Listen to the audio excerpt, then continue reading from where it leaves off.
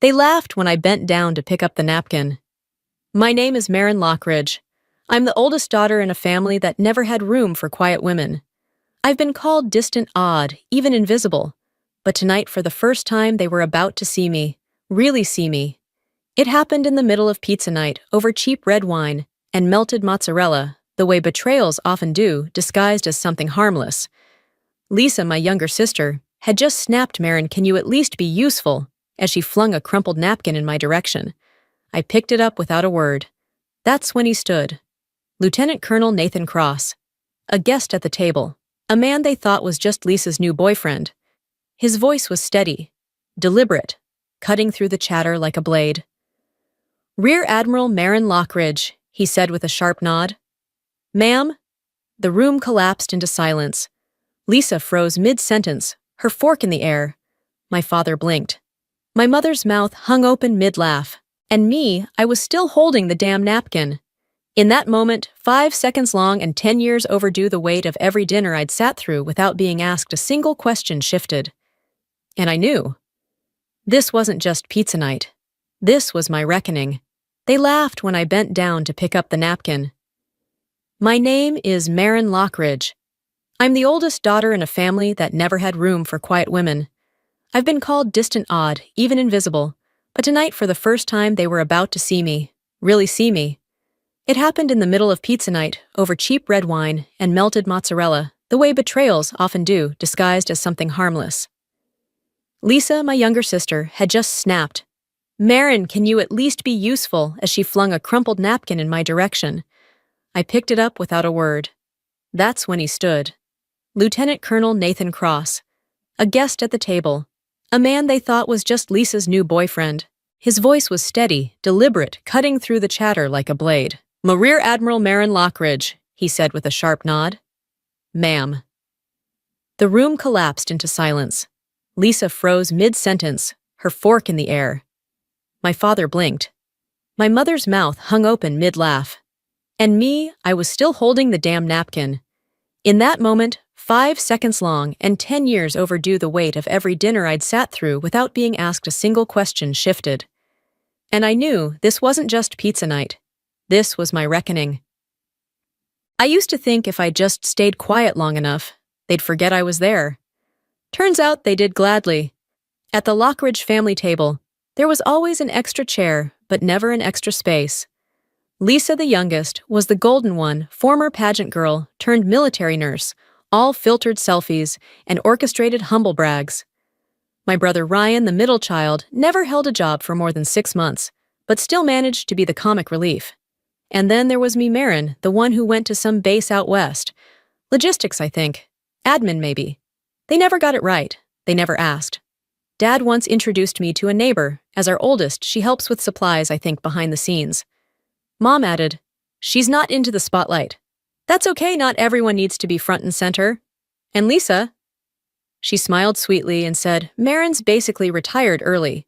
She's good with spreadsheets. I stopped correcting them years ago. When I joined the Navy at 18, no one came to my boot camp graduation. Dad said flights were expensive.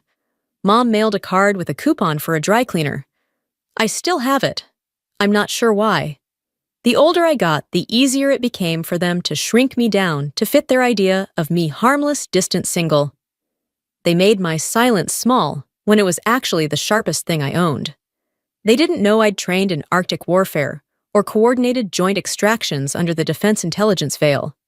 They didn't care. The quieter I became, the more comfortable they were, so I stayed quiet. Even when Lisa used my eulogy for Grandma Elise, copied straight from a letter I sent her months before she passed. Even when I showed up in uniform once for Thanksgiving, and Lisa told me I was being performative. Even when Ryan called me the towel lady to a date. Even then I stayed. Because I knew something they didn't. Silence is not surrender. It's a delay, a decision, a tactic. And tonight, sitting at that same long oak table with pizza grease staining the napkins, and Lisa's voice rising louder than necessary, I felt it. The weight of the room, the way it tilted the moment Cross said my name, my real name. They didn't know it yet. But everything was about to break. They think silence means I had nothing to say. What they never realized is I've spent the last 10 years gathering more than words. I gathered storms. I was 21 when I was first deployed Arctic coast, a dead zone on the map. No welcome signs, no cell towers, just sharp wind and shadows that didn't belong to anything human. I remember lying in a freezing bunk the night we lost comms. My hands were bleeding through the gloves. Someone whispered we wouldn't make it. I didn't answer. I just kept writing contingency routes by flashlight. That mission never officially happened. Most of mine didn't. Over the years, I learned to command silence the way others command rooms. I rose through a system that rewards precision, discretion, endurance. I never asked for medals, but I earned more than most who spoke twice as loud. At 34, I was promoted to Rear Admiral and transferred to Spectre Division 7 classified operations. We didn't wear name tags. We didn't get press releases. But our fingerprints are on the parts of the world where the lights stayed on because we never let them go out. They never knew. And I never told them. Because the few times I tried, like the time I sent a photo of my unit to Mom, she replied, "You look tired. Are you sleeping enough?" Once I hinted to Dad that I'd been moved into a strategic planning role at the Pentagon. He grunted and said, "Still an admin, huh?" They wanted a version of me that made them feel superior, so I gave it to them. I watched Lisa bask in spotlight after spotlight. Her every photo framed, every nursing award turned into a Facebook post with a caption like, "Just doing my part." She called me paranoid when I mentioned keeping my records secured, told me I was being too rigid. But I wasn't being paranoid when I saw her name on the access logs. She used my credentials, pulled my reports, quoted my debrief strategies verbatim in a promotion packet that got her a position she didn't earn. I traced it. I archived the logs. I filed nothing. Because silence, like I said, is tactical. And sometimes the most dangerous person in the room is the one they forgot to watch. I let her steal. Not because I was weak, but because I was waiting. Waiting for her to think she'd won. For her to bring me here tonight like some prop in her perfect life, still believing I was the girl she buried under false memories and gaslighting. And then she brought Nathan Cross. She didn't know I'd trained him, signed off his deployment file, sent him into his first unsanctioned op. She didn't know he owed me his life. But I knew. I knew the second I read her message, "Don't dress formal." And I thought, good, let's not dress anything up. Let's serve it raw. The front door creaked as I stepped in. Same worn rug, same citrus-scented candle Mom always overburned. I could hear laughter from the kitchen, the loud, curated kind people do when they know they're being watched. Except no one in that house ever watched me. Lisa looked up first. Her smile froze for half a second. Then she chirped, "Oh good, you made it," like she hadn't double-checked 5 times hoping I wouldn't. She tossed a napkin in my direction. "Can you grab that? Might as well be useful." I picked it up without a word. Cross sat near the end of the table, 2 seats down from Dad, already halfway through a beer. He didn't recognize me. Not yet. He'd only ever known me as Lockridge, never Maren. And the version Lisa described to him probably sounded like a retired librarian who once helped build spreadsheets for the Coast Guard. Dinner was loud. Too loud. Lisa dominated the conversation with stories from her base, how she organized a surprise baby shower for a medic, how one of the interns fainted drawing blood. Ryan added his usual punchlines, something about getting stuck in a lift with a ferret. Everyone laughed. No one looked at me. I reached for water, empty. No one offered to refill it. Lisa glanced over, shrugged, and said, "We weren't sure you were actually coming.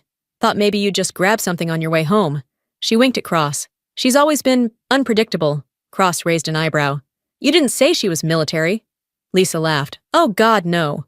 Not like us. She did some civil logistics, or VA clerical stuff, I think." "Right, Maren, I let silence stretch. Let it crawl over the table like fog." Ryan snorted. "Weren't you on a ship once?" "Like stuck on one of those floating soup cans for 6 months, Mom added. "She sent a postcard from Guam once. No return address. Said it was classified, but come on. Probably just folding laundry near the radar." Another wave of laughter. Cross stopped chewing. "You said she worked in logistics," he said, voice low. Lisa nodded too fast. "Medical logistics. Mostly desk stuff. I think." I looked at him, then let him really see me. Still nothing. Until Lisa announced time for the pizza game, a family ritual. Everyone picked a topping and told a funny secret. Lisa chose pineapple. I kissed my TA to pass pharmacology. Ryan picked mushrooms hooked up in a porta potty at Coachella. They skipped me. Lisa waved it off. Maren doesn't do secrets. She just disappears for 10 years and comes back with a new haircut. Cross turned slowly.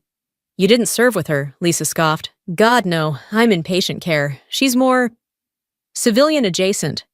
I held his gaze. Strange. Last I checked, Spectre Division 7 wasn't exactly civilian anything. The fork fell from his hand, and everything else fell with it. The silence that followed wasn't empty. It was surgical. Cross sat up straighter. His eyes scanned my face like he was seeing a ghost. Or worse, a superior officer he hadn't saluted. Lisa turned to me, half laughing, half defensive. What's Spectre 7? She asked too loud. Is that another one of your cryptic little hobbies? I reached for a slice of lukewarm pizza. Just a unit. Small, classified. Most people don't talk about it at family dinners. Lisa scoffed, but her laugh was thinner now, almost brittle. You're being dramatic. Ryan jumped in, chuckling nervously. Classic Maren.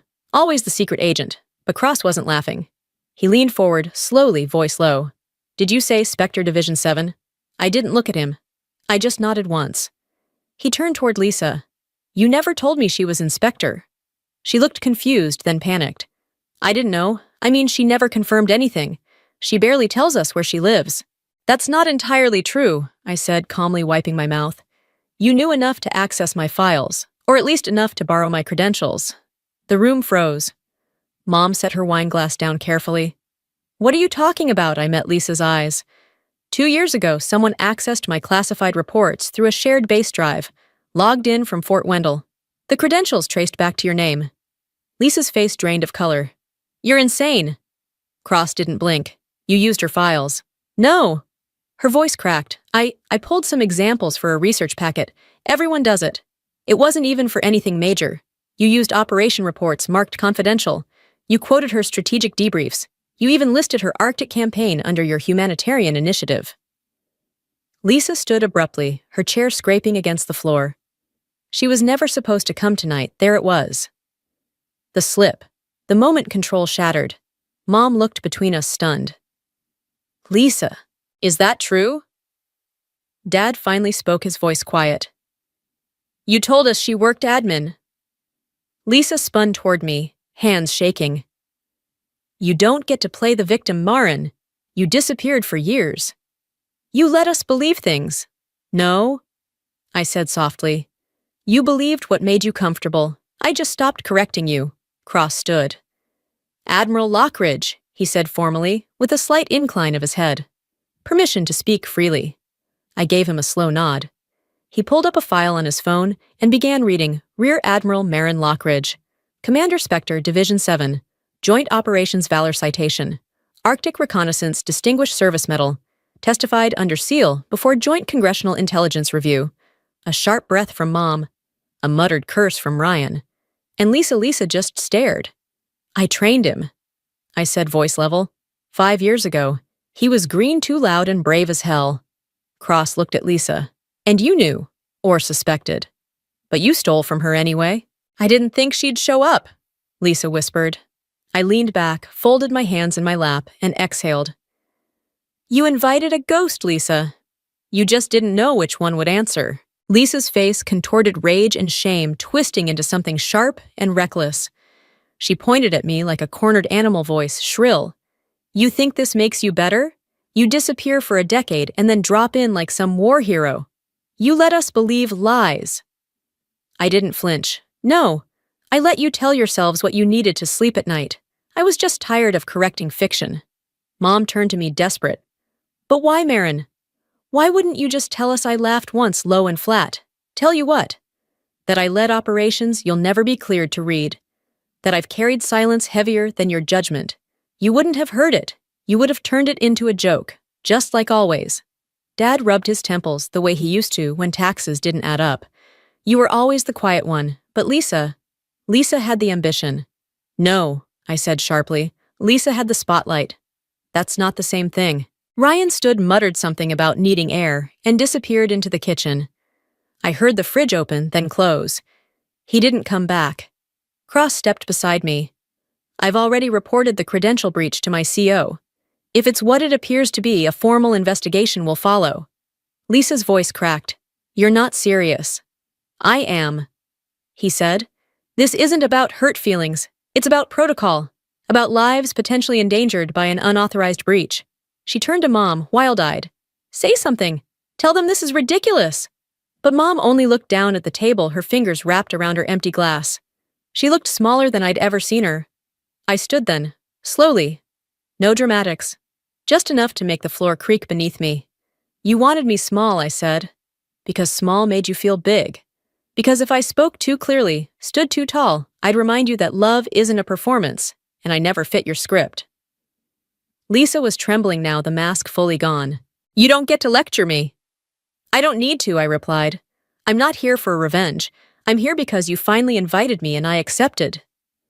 Her knees buckled slightly as she sat back down, like the strength had drained right out of her spine. I moved to the hallway in silence. No one stopped me. Not this time. I paused at the mirror near the door. I could see the whole table, from there. Cross still standing, Lisa collapsed inward. Mom staring at nothing. Dad blank as drywall. The room wasn't just quiet. It was gutted. They didn't know if this was the end of a show or the start of a reckoning. Either way, the performance was over, and for once, the silence belonged to them.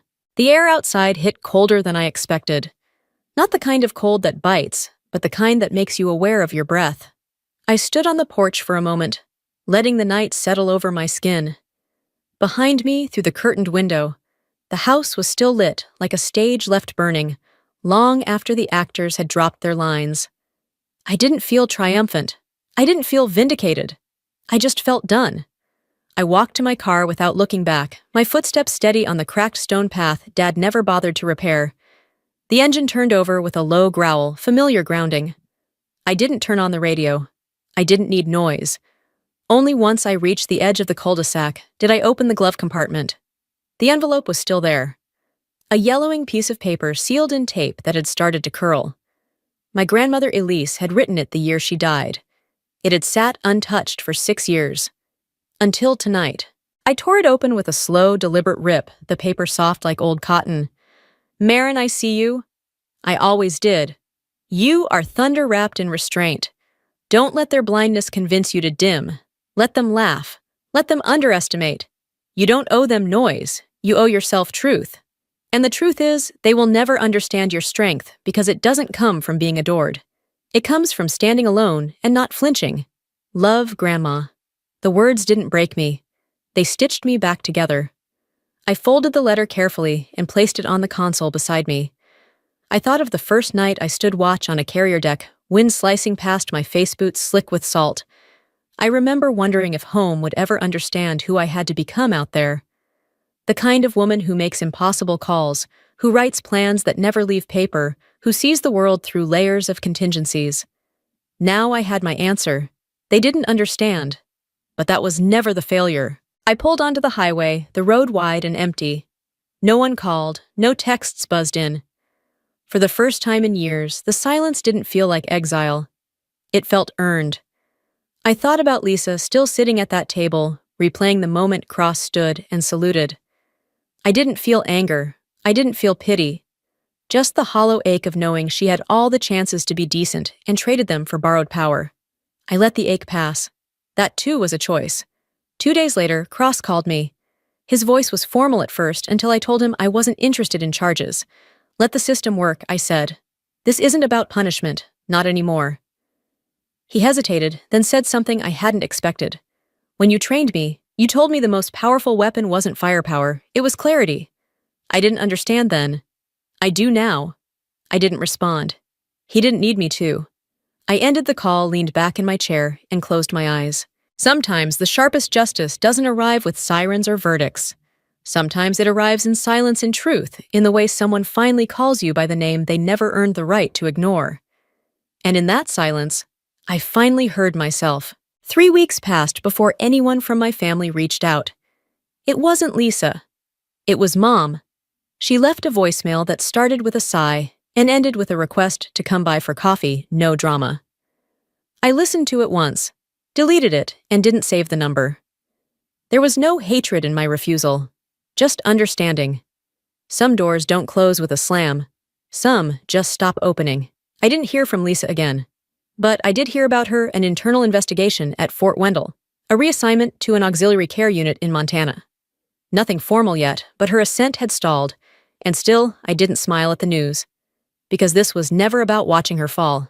It was about proving to myself that I had always been standing. One quiet morning, I returned to base housing and unpacked the last of my deployment boxes. At the bottom of one was a medal I never displayed. I placed it in a drawer beside Grandma's letter. Not for show, for remembrance. That afternoon, I went for a walk near the northern fence line. The sky was wide, the kind of endless that makes you feel like the earth is finally giving you room to breathe. I paused by the old signal tower and looked back at the path I'd walked to get there. There had been years of silence, of shrinking, of letting others write my story. But no more. They called me invisible. But ghosts don't vanish. They haunt. They endure. And some like me don't fade to make others comfortable. We rise quietly. So when the next invitation comes, if it ever does, I'll do what I did that night. I'll pick up the napkin, and I'll let the truth walk into the room first.